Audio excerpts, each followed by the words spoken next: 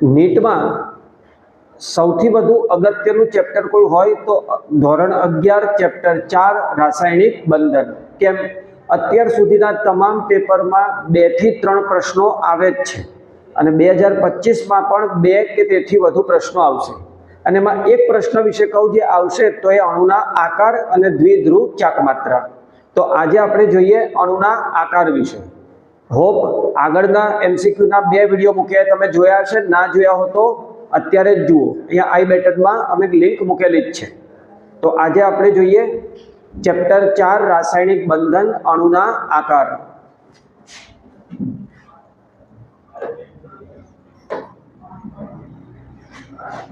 બધા જ પીવાયક્યુ છે.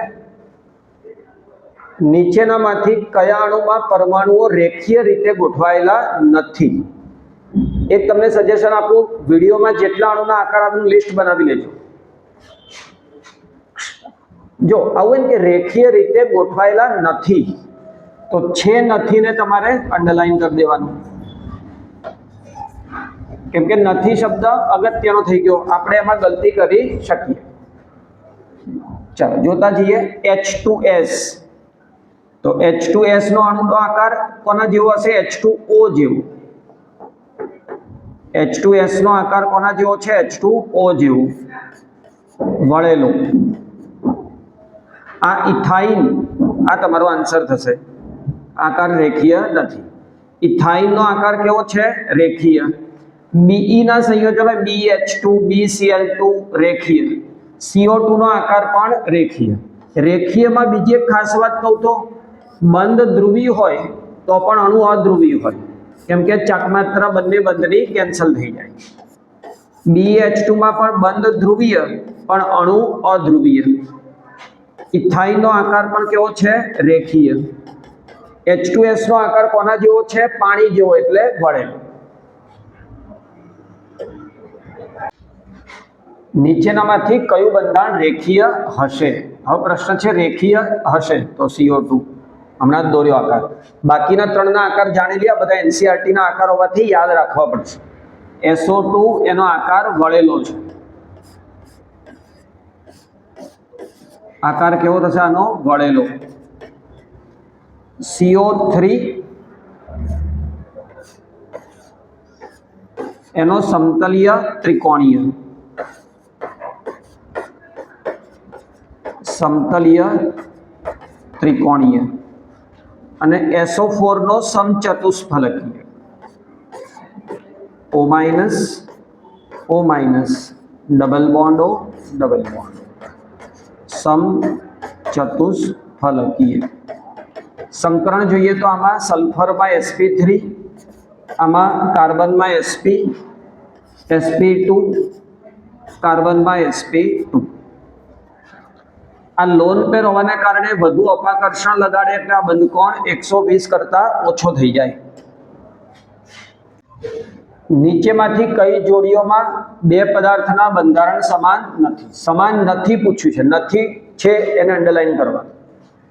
યાદ રાખો, સમૂહ 14 નું તત્વ હોય અને એની સાથે 4 આસપાસના સરાઉન્ડિંગ એટમ હોય તો એનો આકાર સમચતુષ્ફલકીય જ હોય. સંકરણ sp3. સમૂહ 14, આજુબાજુ 4, તો સંકરણ sp3 સમચતુષ્ફલકીય. સાહેબ સમૂહ 14 ના તત્વો અમને કેવી રીતે યાદ રહે? કાશી જઈને સ્નાન લે, carbon, silicon, germanium, tin, lead. તો આ સિલિકોન છે, તો આમાં sp3 સંકરણ સમચતુષ્ફલકીય. સમચતુષ્ફલકીય. SF4 IMP આકાર. સલ્ફરના કેન્દ્રસ પરમાણુમાં કેટલા ઇલેક્ટ્રોન હોય? 6. સંયોજકતા સલ્ફર કેન્દ્રસ પરમાણુ, એના સંયોજકતા કક્ષામાં કેટલા ઇલેક્ટ્રોન હોય? 6. 6 માંથી એને 4 ફ્લોરિન સાથે આપ્યા.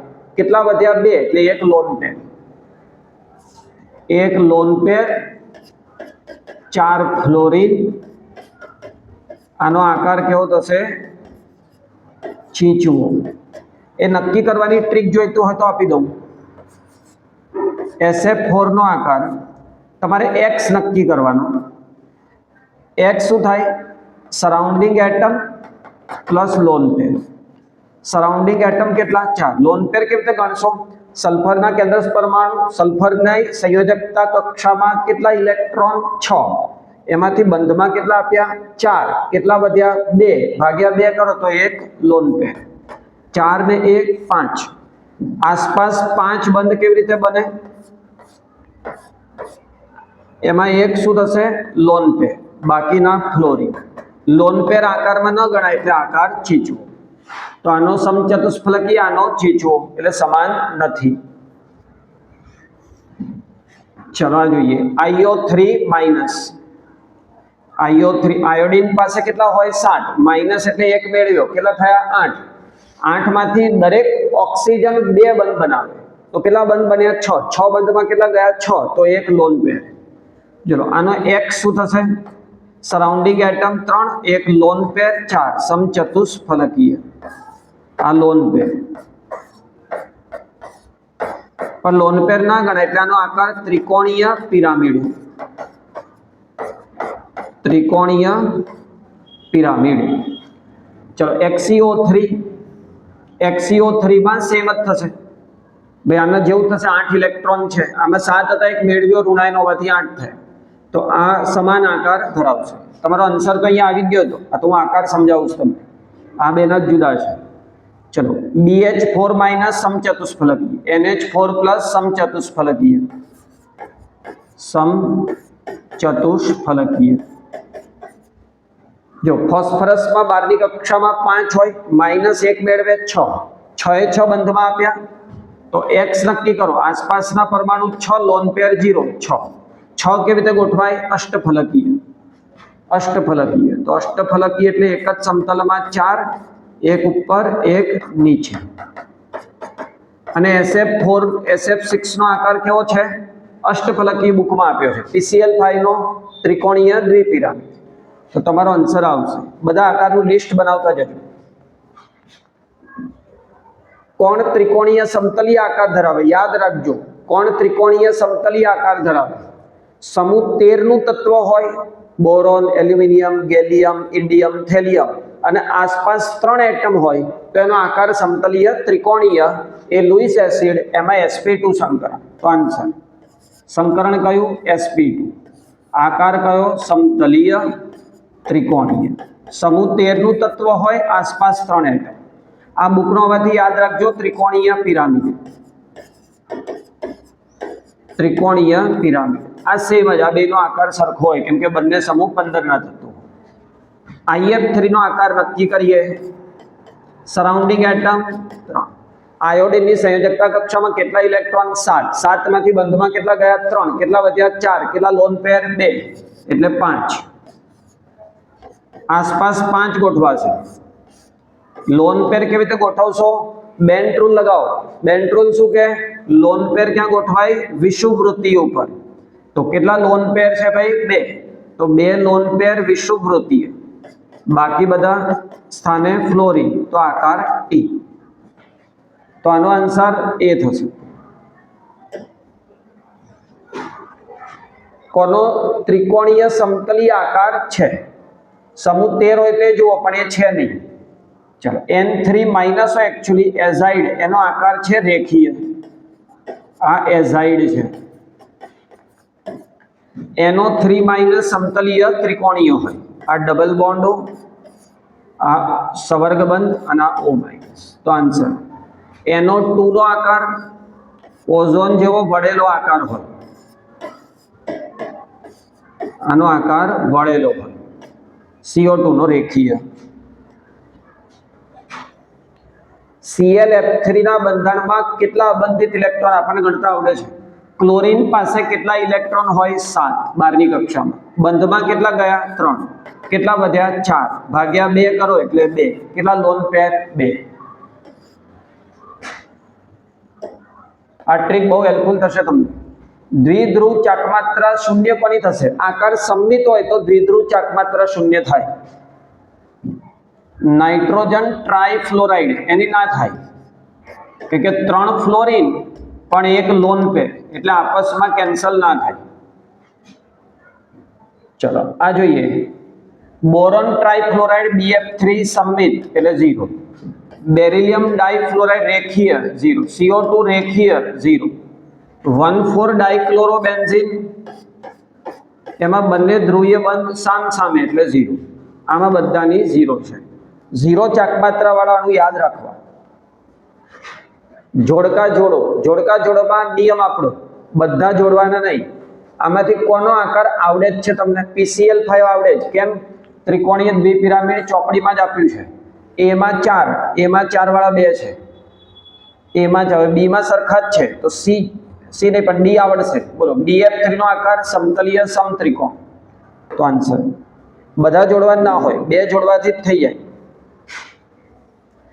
BF3 માં સમતલીય અને ઉણપ વાળું સંયોજન છે. સમકરણ sp2 ઇલેક્ટ્રોન ની સંખ્યા કેટલી હશે? આજુબાજુ 6. sp2 ના આજુબાજુ 6 ઇલેક્ટ્રોન, 3 બંધ 6 ઇલેક્ટ્રોન. ચલો અગેન જોડકા જોડો. કયું આવડે છે? NH3. કેવો? ત્રિકોણીય પિરામિડ. 1 માં 1 એવું એક જ છે સીધો આન્સર. બધા જોડવાની જરૂર નથી. રાઈટ? તો આ રીતે જેટલા આકાર આવ્યા એ બધા તમે યાદ રાખજો. આમાં કોઈ નવો હોય તો આ XC ના યાદ રાખેલી આપણે. XCF2 રેખીય છે. F આ F કેવો આકાર? રેખીય. XCF4 સમતલીય ત્રિકોણીય. સમતલીય ત્રિકોણીય. XCF6 અષ્ટફલકીય પણ વિકૃત હોય, કેમ કે એક લોન પેર પણ હોય ને એટલે વિકૃત અષ્ટફલકીય. આ સમતલીય સમચોરસ. સમતલીય સમચોરસ. આ વિકૃત અષ્ટફલકીય. આની ચાકમાત્રા 0 છે. આની ચાકમાત્રા પણ 0 છે. આ વિડીયોમાં જેટલા આકાર ને બંધકોણ, સંકરણ, ચુંબકીય ચાકમાત્રાની વાત કરી છે એનું જો લિસ્ટ બનાવશો તો ફરજિયાત નીટ 2025 માં બરાબર 1 કે 2 ક્વેશ્ચન એનાથી સોલ્વ થશે. Thank you very much. 45 day નો વિડીયો જો તમે ના જોયો હોય તો એ અચૂકથી જોજો, અને જેને સબસ્ક્રાઇબ નથી કર્યું એ ચેનલને સબસ્ક્રાઇબ કરો, અને નેક્સ્ટ કયો ટોપિક જોઈએ છે કમેન્ટમાં લખો તો અમે એના વિડીયો આગળ બનાવીશું. Thank you very much.